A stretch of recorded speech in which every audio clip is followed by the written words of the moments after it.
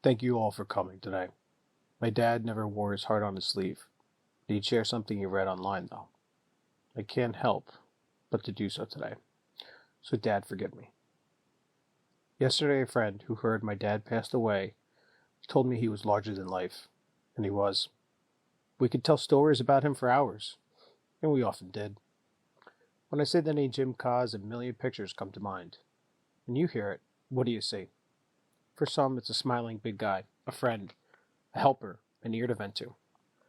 Some see a Saturn, a too small Camaro for someone over the 6 foot, my mom's minivan, or personalized Jim Cos license plates. Some see an established SE, that's IBM talk that he would expect you to understand. A coach, a Maris Red Fox, a hard worker, a family guy, a long storyteller, grandpa, husband to Mary the Mayor, and a father, just to say a few. Pops was a kind and thoughtful soul who will be missed and remembered by the many lives he touched. Even though he could get on your nerves with a story that went left, right, and left again, it ended a different way every time. He still was someone you look forward to speaking with. My dad's passing was something he prepared for since my mom's passing. He gave Tara and I a list of who to contact and what to do, and what he set up for us. We have many, many copies of this handbook. It got to me that as I publish his obituary, I don't understand why people do a resume for an obituary. It never captures the spirit of the person who passed, but his story had lots of parts and needed to be shared because they were connected. My father's spirit would take a mini-movie to tell, and he'd want copies created on VHS and DVD, shared with you all and watched. Reading his obituary, hopefully you got a feeling for what his life was like before he met you. I have a question, though, still. When he was with the Navy Seabees and served the Mobile Construction Battalions, is that where he fucking found duct tape and goop glue? Is that who I have to thank for that coming into my life? And how it would fix everything and anything? Even Tim Allen never heard of goop glue. He had a profound impact on my life that I live today and the person I became. I will be honest, I don't know that at first, but as I got older, I realized it. The relationship between son and father can often be complicated. His basketball coaching and support was loud from the start. From Ian's favorite clear play to PJ's box motion, it took until walking on in college, becoming the best practice player I could be. I understood what he grew me to be. As you all know, he loved his Maris days and community in addition to his job or life that was called IBM. I feel that I played for Ron Petro, that I ran suicides for missing a free throw in a holiday tournament game against Malloy, that I rooted for Rick Smits and would play in alumni games, wearing beat-up Nikes that he just used to mow the lawn, or compression wraps that he bought from James Y. Pops was a sport historian, and it was amazing how he could recall seemingly every tournament he played in, from Christ the King to Marist, including my turnovers at Saugerties High School. A college friend shared with me that while at Marist, my father was an optimist for the team. He was a guy who always had a smile on his face and was a fierce competitor on the court. I shared him that optimism about Marist ended after Dave McGarity stopped coaching. He agreed. While at Marist, my father found his passions. Started down a path that would support him and my family. It's funny because my story is the same. As I connected with people this week, there are a few stories that I had to tell. He asked me once to be a call on the Dutchess County account on Monday. But on Sunday, I gave him a call because I had a question. To leave him a voicemail. He answered the phone. Jim was the hardest working IBMer I ever knew. He was the first person to ever have a mobile phone installed in their car.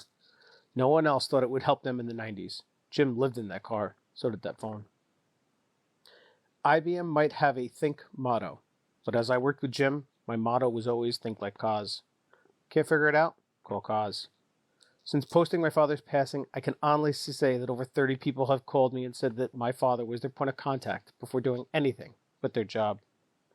IBM was a part of my life. Growing up, I could recite daily his voicemail messages to multi-offices.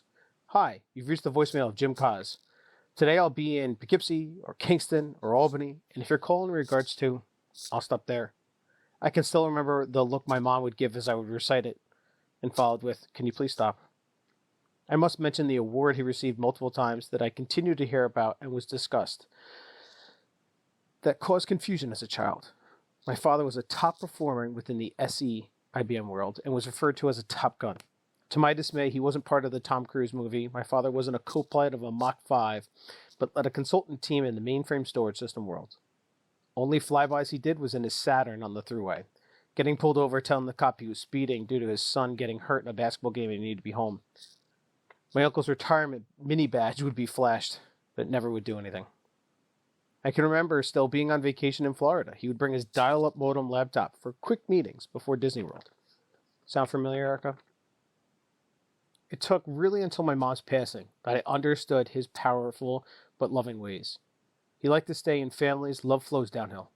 Long before Photoshop, he'd cut out a photo, tape it to another, creating a collage that not even Picasso would approve. For a man that worked with technology for over 30 years, MS Paint and copy and paste is all he did. When he'd come and visit us, he'd follow my kids around like the Pied Piper. Grandpa Jim, look here. Look at my ball. Tell me a story. Tell me a story. And he would tell him a story. In his to-do book to Tara, he wrote, please do a eulogy. Lord knows what you're going to say. Haha. So, whatever you feel, say. Make them laugh. How'd I do, Pops? In his request, he asked the eulogy to end with specific text. And regarding yesterday, for sure, this is Jim Codd's advice. But it means something special today. Joe, follow these instructions. Be careful with what you do and how you do it. What you drink and what you eat. When and where and how you drive. Sorry, Pops. Took care of that already. Try to keep things light and under control. Tensions at low. Don't smoke, but enjoy life. I want you to know how much you mean to your mother and me. You are all the reasons for our existence. For getting married, for fulfillment in life, for all our joy and pains. You all have brought us pride and fulfillment each and every day, and it means a lot. As you go through the day, feel free to ask this question. What would Mom and Dad do in this situation? Whatever you decide, that'll be our answer. Take life in stride. Don't sweat the small stuff. Look at the bigger and longer picture. Choose to be happy. That was my father. He really never cared what others thought about him.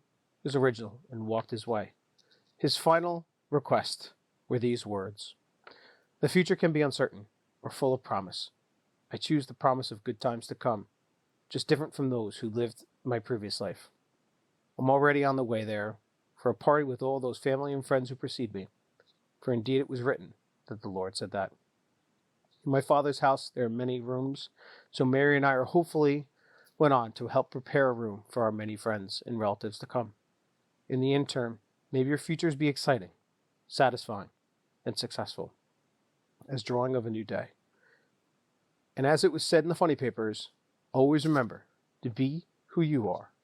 Say what you feel, because those that matter don't mind, and those that mind don't matter. Thank you.